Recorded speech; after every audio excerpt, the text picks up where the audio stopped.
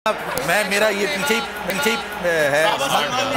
मैं जो ना यही बैठता हूँ पीछे। अगर आप कहें भाई 160 मैंने प्रिडिक्ट किया था कि 160 होगा और 160 का टारगेट भारत को दे दिया गया है, तो जनाब अच्छा एक टारगेट है 159 पाकिस्तान ने बनाया है और आखिरी ओवर में ज़्यादा रन तो नहीं बन सके लेकिन एक छक्का पड़ा।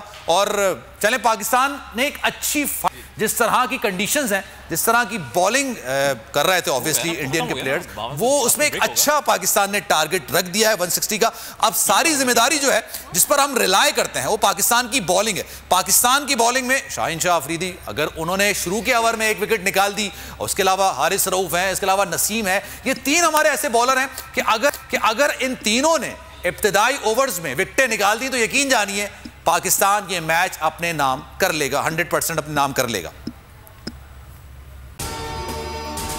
जनाब, अगर ये वीडियो आपको पसंद आई है तो लाइक पर क्लिक जरूर कीजिएगा। एक बार फिर नंबर 1 बोल न्यूज ने एक बार फिर सारे रिकॉर्ड तोड़ दिए। सिकंदर सुल्तान राजा साहब ने मियां नवाज शरीफ से रब्ता किया और उनसे पूछा कि मेरे लिए क्या हुक्म है। बोल का प्रोग्राम अब पता चला। लाहौर के अस्पतालों में भी मसीहा नहीं फिरौन बैठे। शाम 7 बजे की स्लॉट में सबसे ज्यादा देखा गया।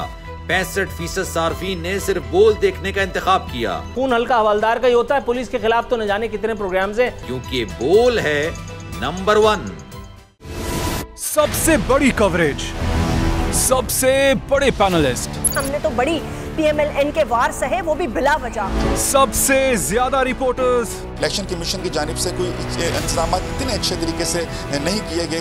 बोल की रिवायत, सबसे पहला नतीजा। अहम खबर है बहावल नगर भी कप्तान का PTI कामयाब, मुकम्मल गैर हतमी गैर सरकारी नतीजा सिर्फ बोल न्यूज पर।